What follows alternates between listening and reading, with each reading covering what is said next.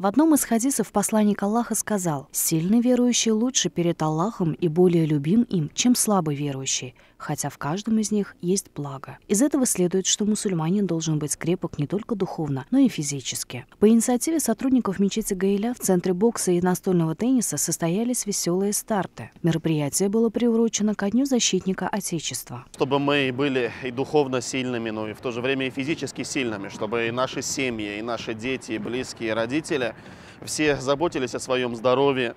И поэтому именно вот приурочив к Дню мужчин, к Дню защитников Отечества, к 23 февраля, решили провести данное мероприятие и назвали его «Айтилер Хамбабилер». Несмотря на то, что подобное мероприятие проводилось впервые, участники проявили активность, охотно принимая участие во всех соревнованиях, которые подготовили организаторы. Сначала ребята сыграли в футбол, далее в баскетбол. Затем команды сравнили свои силы в спортивных состязаниях. Было очень интересно, мы отжимались, приседали, играли в футбол, баскетбол. Мне хочется, чтобы еще раз провели такие игры. Подобные мероприятия воспитывают в молодом поколении спортивный дух и способствуют сплочению умма. Во-первых, это хорошо, что это мусульманское мероприятие, то есть здесь круг общения у детей.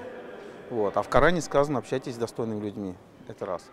А второе, однозначно, дети занимаются спортом, дух соревнования. Это тоже очень положительно. Мусульманин должен быть сильным. Вот. Ну и в-третьих, это все-таки отвлекает от улицы, от плохих дел, то есть всякого там хулиганья, пивных и так далее.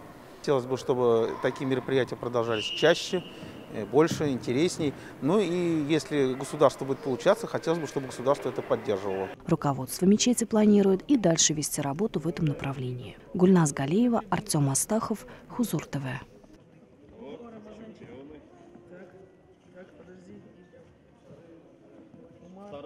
Вторые.